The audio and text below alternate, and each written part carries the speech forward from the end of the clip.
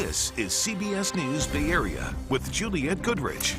Hello. The search for the passengers of that deep water submersible that went missing in the North Atlantic is now a recovery mission. The Coast Guard says the recovery and the discovery of a debris field is consistent with a catastrophic implosion that would have instantly killed the 5 people aboard. OceanGate's Titan sub was headed to see the wreckage of the Titanic more than 12,000 feet down when it went missing Sunday in the North Atlantic. An ROV, or remote operated vehicle, from the vessel Horizon Arctic discovered the tail cone of the Titan submersible approximately 1,600 feet from the bow of the Titanic on the seafloor. Among the passengers, a British billionaire and a French Titanic explorer, along with Pakistani-British businessman Shahzada Dawood and his 19-year-old son Solomon. The elder Dawood was a trustee with the Mountain View-based Search for Extraterrestrial Intelligence, or SETI. In a statement, SETI CEO Bill Diamond saying in part, "Our hearts go out to Shahzada and Solomon's family and friends and to the other 3 passengers." Shahzada was passionately curious and an enthusiastic supporter of the SETI Institute and our mission. He will be deeply missed by all who knew him. Now, OceanGate CEO and submersible pilot Stockton Rush was a member of a prominent family that once lived in San Francisco. He is the grandson of businessman and philanthropist Ralph K. Davies. Davies Symphony Hall is named in his honor. Rush also got his MBA from Cal. There's footage posted to the OceanGate YouTube channel. It's in 2018. It shows Rush actually speaking about testing the Titan to ensure it was capable of taking passengers to these great depths. Out here, this is really focused on one thing, and that's the pressure vessel, and making sure that component, which is clearly the most critical component of the sub, is safe and capable of handling depths down to 4,000 meters repeatedly with people on board. OceanGate's records showed it successfully took at least 46 passengers to the Titanic site in 2021 and 2022. But some experts raised safety concerns about the sub's operation and design, warning it could endanger passengers paying $250,000 apiece for the ride. Earlier today, we spoke with a Bay Area pioneer who was one of the first to test out submersibles back in the 1960s and was the first to go down 7 miles into the deepest depths of the ocean. Here's what he told me about the implosion of the Titan. It happened so fast that you as a human, your brain's not aware of it. You're dead before your brain knows it. So in that way, it was the kindest resolution if they're going to die, suffocating inside because lack of oxygen. So they had no warning. They had no warning and no knowledge. It happened so instantly, their brain couldn't process it before they were biologically dead. And do you believe it was because of materials being used that weren't up to code or not reliable, just given your research that you've done in submersibles? Of course, you said up to code. And my principal argument is they didn't use any code, except what they defined as their own code. And they more or less said that we were the last old generation. We're on the frontier. We're the brave new, all that. And at the time, I thought, well, it's not if, it's just when. And they were lucky. They went back to, this is the 3rd time back to Titanic, 3 seasons, and it finally caught up. Unfortunately, some good people went with it. Yeah, what can we learn from this? That's a hard question to answer, I should say, because we knew what they were doing was not right. And our collective wisdom, which is, hundreds of years of experience in all of this. And they had no regulation, no way to be regulated. It was, I don't want to say rogue operation, but it seemed to skate between the regulators. Our Coast Guard had no jurisdiction. Canadian Coast Guard they were operating on St. John's, Newfoundland, had no jurisdiction. So they're just in this, they exploited, I won't say loopholes, but they got around the concerns and any kinds of restrictions. And the cost was deadly.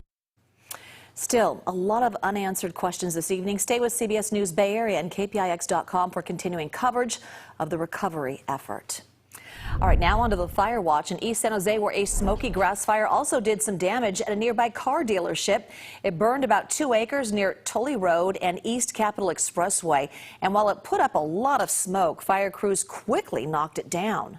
Thankfully, this area is encompassed by concrete and streets, but we did have a major exposure here to the east, which is the auto dealership. And it did actually get into the auto dealership, damaging 4 vehicles, 2 of them fairly significantly.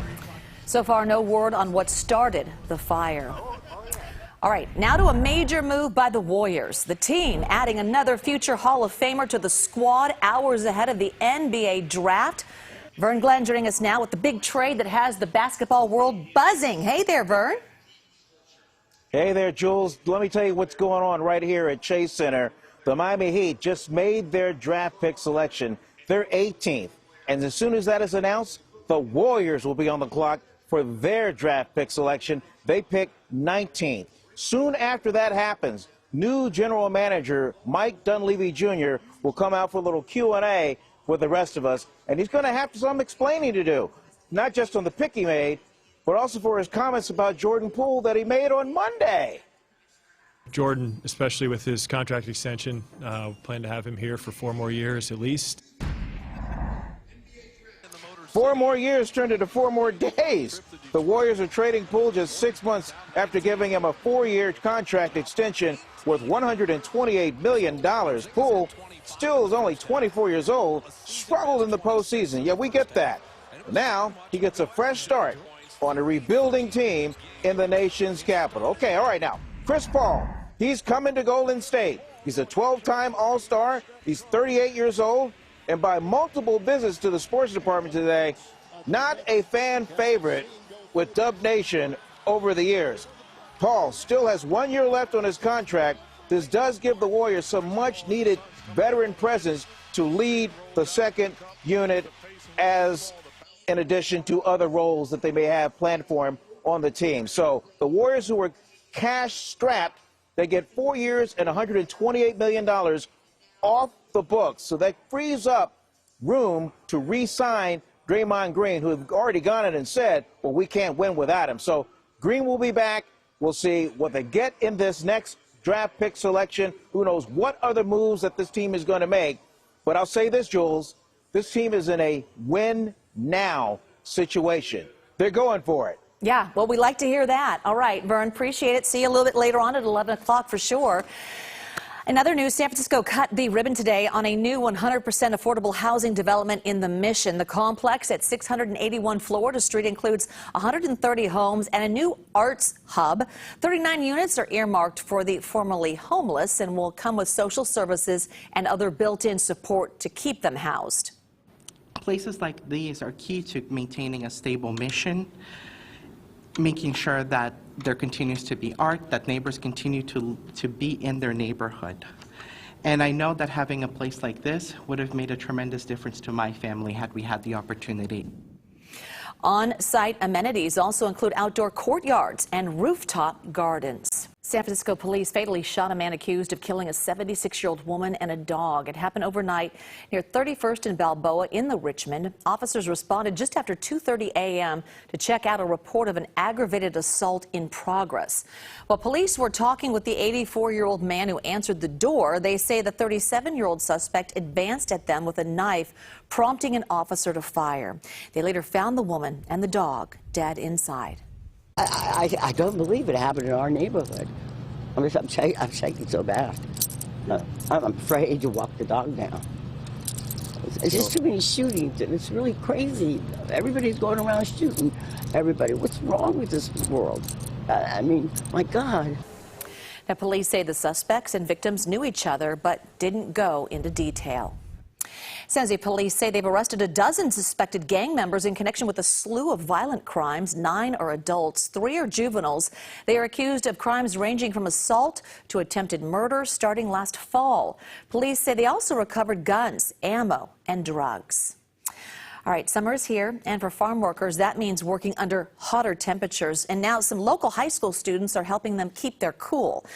They built this rest station that includes things like an umbrella for shade, hydration packs, and charging stations. So it's a partnership with EHOS, Del Campo, and Carondelet High School in Concord. We just thought it was like a really important thing for like the people who are like picking our food and just working these long hours to have a place where they can just come and rest at least for like 10-15 minutes out of their long days. The students hope this effort can expand beyond Contra Costa County. So in Santa Clara, local children and families learned how to safely and confidently interact with water. It's part of the world's largest swimming lesson. It's an effort to reduce the dangers of drowning, especially in children, as we enter the summer season. So important to be safe in the water. Thanks so much for watching. The news continues streaming on CBS News Bay Area. We'll see you back here at 11 o'clock. Have a good one.